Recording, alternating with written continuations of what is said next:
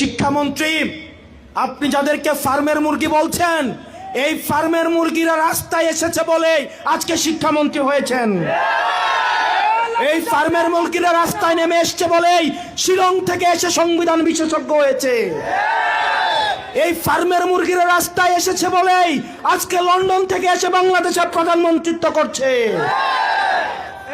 আমাদের একজন শিক্ষামন্ত্রী আমরা পেয়েছি, স্ট্যান্ড বাজিত উস্তাদ এবং টেন্ডার বাজিত উস্তাদ। ক্যামেরা স্ট্যান্ড বাজি, পিয়ার স্ট্যান্ড। মাননীয় শিক্ষামন্ত্রী সব জায়গায় গিয়ে বলে নকল আর চলবে না।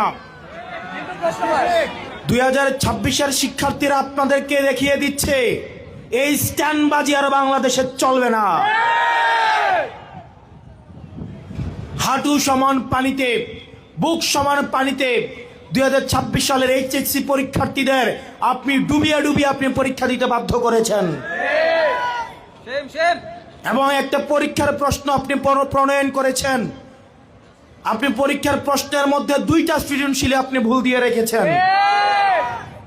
একটা পরীক্ষার্থীর তখন মানসিক অবস্থা কি ধরনের হয় একবার চিন্তা করেন।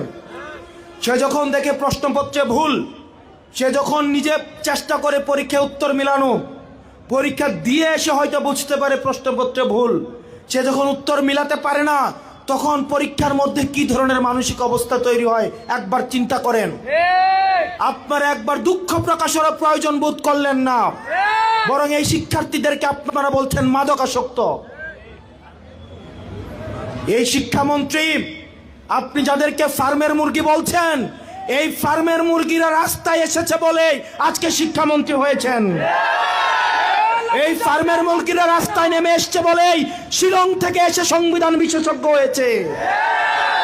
এই ফার্মের মুরগিরা রাস্তায় এসেছে বলেই আজকে লন্ডন থেকে এসে বাংলাদেশের প্রধানমন্ত্রিত্ব করছে।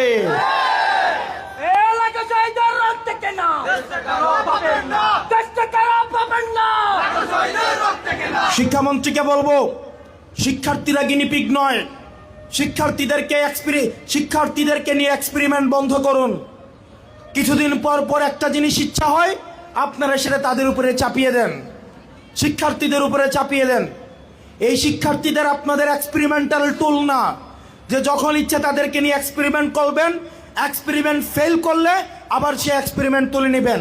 কারণ আপনাদের সন্তানরা দেশে পড়াশোনা করে না, আপনাদের সন্তানরে আপনারা বিদেশে রেখে পড়াশোনা করান। পরের সন্তানদেরকে রাস্তায় রেখে রাজনীতি করাবেন, পরের সন্তানের ভবিষ্যৎকে নষ্ট করবেন, পরের সন্তানদেরকে নিয়ে এক্সপেরিমেন্ট করবেন। এই বাংলাদেশ নিয়ে এক্সপেরিমেন্ট আর আমরা আপনাদেরকে করতে দিব না।